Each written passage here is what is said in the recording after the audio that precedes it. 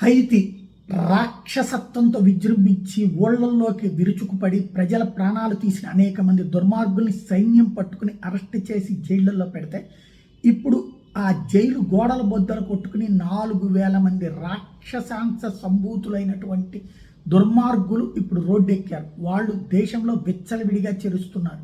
ఇప్పుడు హౌతీ ప్రభుత్వం దేశమంతటా హై అలర్ట్ ప్రకటించింది.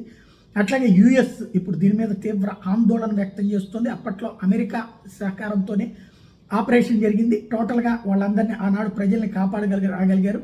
కానీ ఇప్పుడు వచ్చేటప్పటికి 4,000 మంది ఈ గ్యాంగ్ మెంబర్స్ అందరూ కూడా తప్పించుకోవడంతో అతిపెద్దదైనటువంటి ప్రాబ్లం కిందకి ఉంది. ఇది రాబోయే 2-3 రోజుల్లో ఎలాంటి దారుణ పరిస్థితులు చోటు చేసుకుంటాయి అన్నటువంటి ఆందోళన ప్రతి ఒక్కళ్ళలో ఉంది.